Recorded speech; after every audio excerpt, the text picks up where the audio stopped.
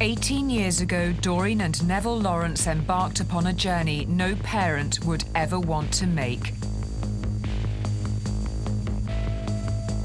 Their horrific story began on the 22nd of April 1993, when their 18-year-old son, Stephen Lawrence, was stabbed and murdered by white racist youths.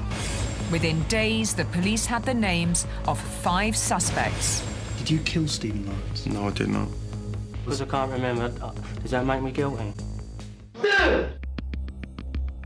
And today, 2 of them, Gary Dobson and David Norris, were found guilty of the murder of Stephen Lawrence.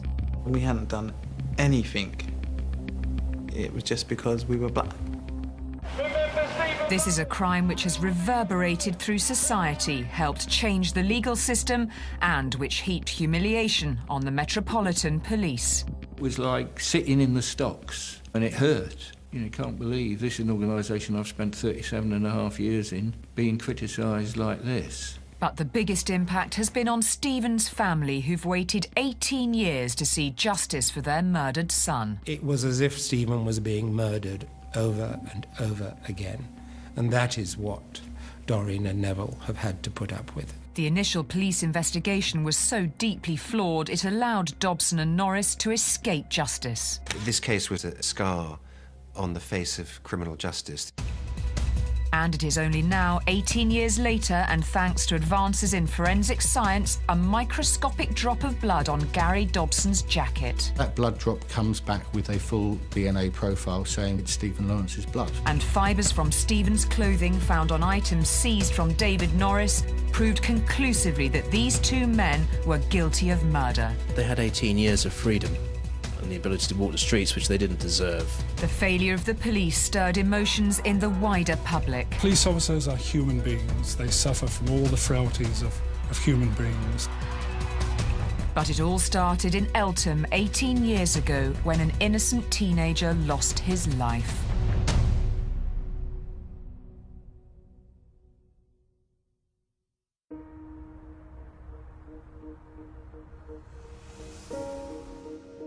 Stephen Lawrence was the eldest of 3 children. He was born into a church-going family and was well known to his local vicar.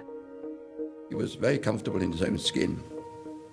He was very outgoing, he belonged to the Cambridge Harriers, he was a sprinter, he enjoyed music, he enjoyed life.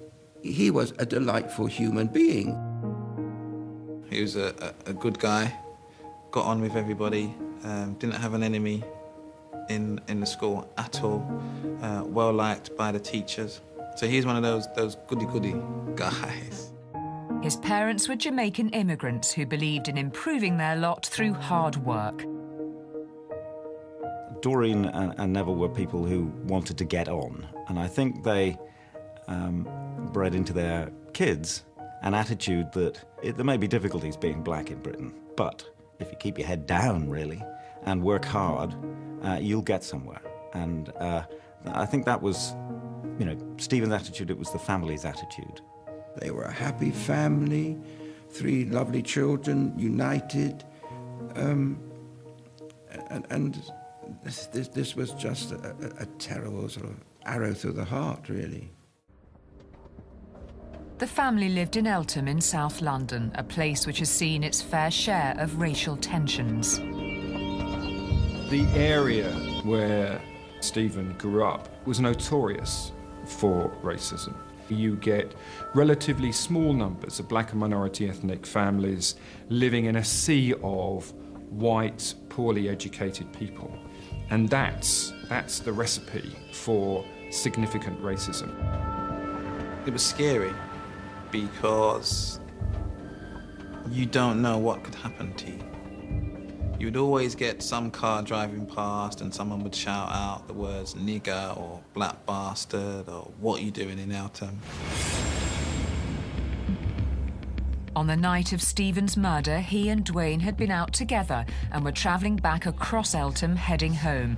Stephen had promised his parents he'd be in by 10:30. It's a little after 10:30, so Stephen is late. The curfew has passed, as it were, He knows he's only 10 or 15 minutes from home. If the bus comes, he'll be there in no time. They got to the bus stop and they were waiting for the bus. And it was taking a long time. So they walked around the corner to see if the bus was coming. I shouted out to Steve, "Can you see the bus?" To my left, on the other side of the road, was a group of 6 white boys, and the response that came back was, what nigger? And at that moment in time, the person who I presume had shouted out, what nigger, then began to draw a weapon out from his trousers. She ran! You know, I ran, and to my surprise and, disappointment, Steve hadn't run.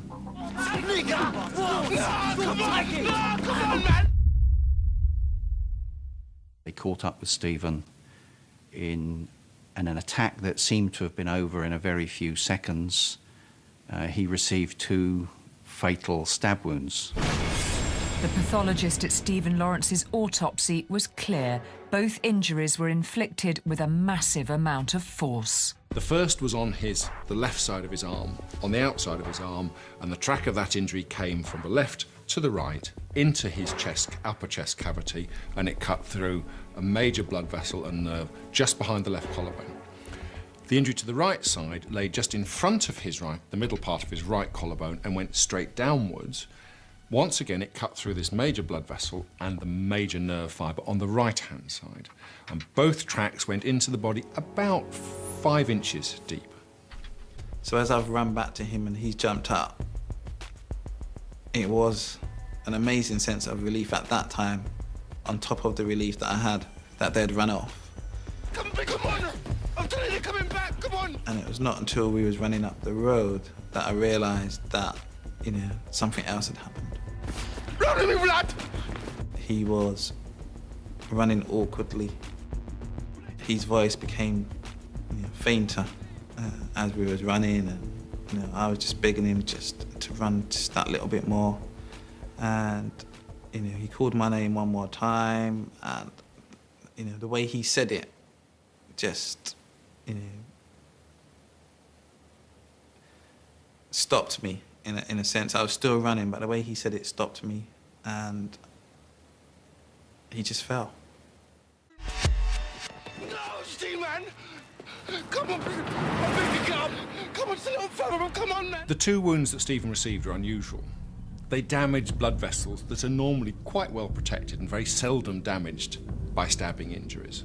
And then the 200 yards, as he ran, he would be bleeding more and more, internally and externally. Eventually, he would collapse through shock, and that would be the beginning of the end. The next thing for me was to get help. I knew there was a phone box across the road because we travelled that way a number of occasions. So I just dialed 999. Ambulance, please, man! At the same time, a passing couple stopped to comfort Stephen. Dwayne is very concerned about getting him to hospital, and he's looking down the road and up the road for an ambulance. He wants to see that blue light. But it wasn't an ambulance that was first on the scene. It was the police. Having made assumptions about Dwayne based on the colour of his skin, they failed to respond to the information about the attackers he was desperately trying to give them. Every time a new officer spoke to me, they would ask me the same question as before. And actually, I'd be frustrated. Why do you keep asking me the same questions? My friend's dying. I told them where the gang went, where they ran, how many people they were. I did the best that I could. Precious time was being wasted. While the police questioned Dwayne, his attackers were disappearing into the night, and Stephen's life was draining away by the side of the road. There wasn't any first aid given. There wasn't any attempt to stem the flow of blood. It was just a massive sense of helplessness. For me, not being able to help my friend, who I knew was dying. He had beside him this couple. She was kneeling and praying and saying, "Stephen, you are loved. You are loved." And he was breathing, his breathing became more and more shallow. At 10:54 p.m., 9 minutes after Dwayne's initial 999 call, the ambulance arrived. The crew comes out, turns him over, puts him on a trolley, and you could clearly see that he was drenched in his own blood. The paramedics found no vital signs, no breathing, no heartbeat. Stephen Lawrence was dead. He certainly died by the side of the road, within feet of the passing cars. So the police officers who were on the spot know, I think they should have done the first aid, but actually I know now, that having seen the autopsy, obviously, we now know that nothing would have saved Stephen Lawrence. He had such deep stab wounds, and the internal bleeding was so appalling he was going to die anyway. But they didn't know that. It was now a murder investigation. The police had already made many critical mistakes, and many more were to come, in a case that was to have a profound impact on the law, the Met, and British society.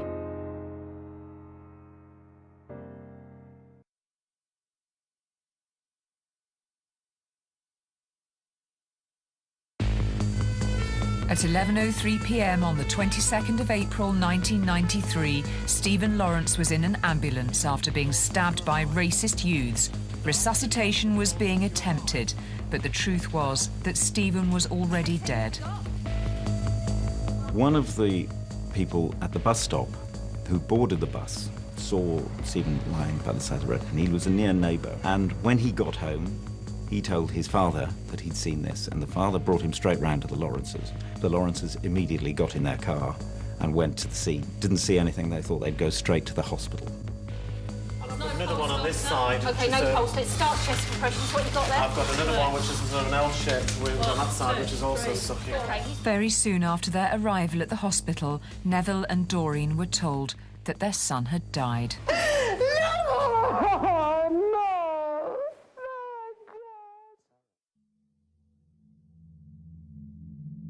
Meanwhile, the police presence at the murder scene was growing. But a failure by those officers to work in a coordinated manner meant that as the seconds passed, the case was already beginning to slip away from them. One always talks in terms of crimes of murder of the golden period. That's the period immediately after the crime has been committed, when the police are supposed to secure the scene and search for evidence. The police still believed they were responding to a fight, and as a result they failed to establish the true sequence of events, still regarding Dwayne as a perpetrator rather than a victim. Dwayne was still at the scene. He was clearly very traumatised. He represented a very challenging witness to get the story as to what had happened. However, that challenge has to be met. The way I was treated at the scene is not how a victim of crime should be treated. There was that feeling that I was treated as a suspect. Having failed to establish what exactly had happened, the police went off in the wrong direction to a local pub along Wellhall Road. Police officers all going off in the wrong direction, looking for the wrong evidence, at the crucial time just the night of the murder. Dwayne was absolutely right. They should have gone up Dixon Road, and they didn't. I was asked, if I had any weapons on me, or did we carry any weapons, and I was asked if Stephen carried any weapons. And critically, as more officers arrived, it seemed that there was a lack of control and vision. And there was a telling remark by one of the police constables about seeing a lot of senior officers standing around with their hands on their hips, as if they were just there rather than doing anything useful. Later that night, the police questioned Dwayne at Plumstead Police Station. Dwayne was absolutely key to understanding what had happened to Stephen. He was also a victim because he was a surviving victim of a racist attack. We hadn't done anything except tried to get home. We're attacked. Steve dies. it was just because we were black. And